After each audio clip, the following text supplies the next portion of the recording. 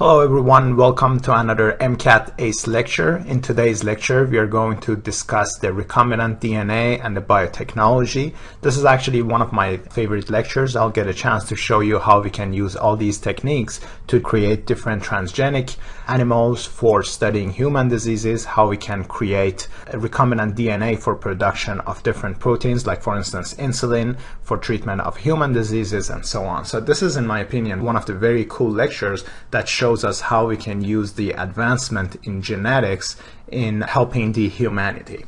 All right, so I'm going to split this lecture in two sections. Part one, I'm going to discuss gene cloning, different DNA libraries, genomic versus cDNA, discuss how we can perform the polymerase chain reaction through denaturation, re-annealing, and hybridization, discuss the function of restriction enzymes, and then finally go over the gel electrophoresis, southern blotting, and the technique for creation of different transgenic animal models, and then finally how to check for their gene expression, which can be done by different techniques. Like for instance, we can use real-time PCR, we can use southern blotting, we can use northern for RNA, or we can use western for protein, and southern is for DNA. RNA and western for protein.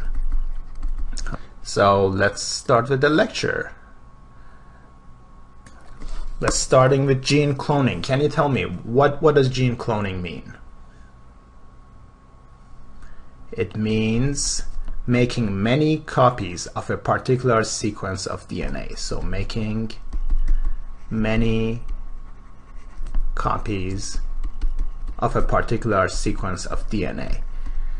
And for gene cloning, it has to be done through a series of steps. In step one, a fragment of DNA which contains our gene of interest is cloned into a circular DNA called vector. So here we have the vector, and then we open it up with a restriction enzyme and insert our gene of interest inside the vector. And now this resultant DNA is called recombinant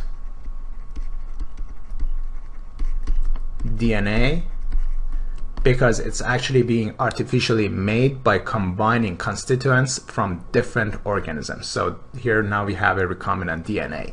In step number two, we are going to transfer the vector into the bacterium. So transfer vector into bacterium, and this is usually done by different techniques, but the most commonly used one is electrophoresis, where a short electric pulse is used to create so many holes inside the bacteria, and consequently recombinant DNA can enter the bacterium through all these pores.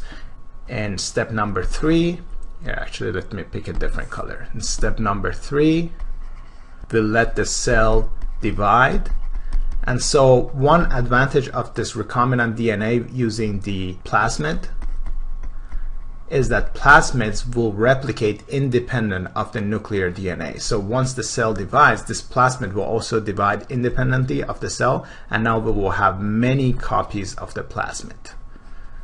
Many progenies will be made that contain the vector.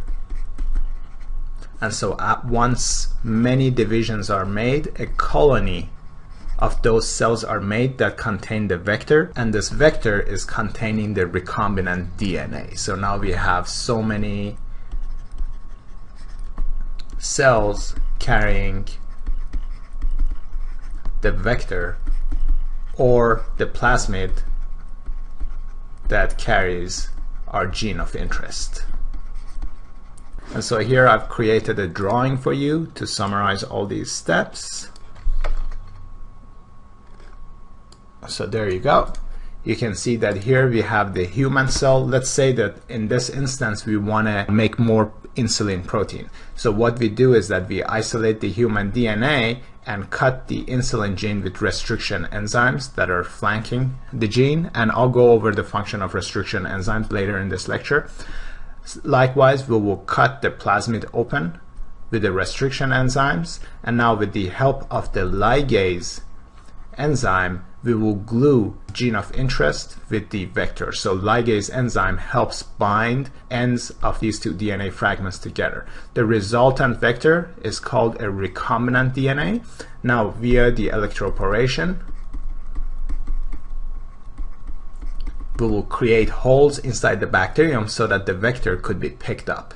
Now that the vector is picked up, we let the bacterium to grow and produce many different colonies. These new colonies are now carrying the gene of interest. Now you can do it as you wish. You can isolate all the DNA and use the same restriction enzymes to have millions of copies of the gene of interest, which is insulin.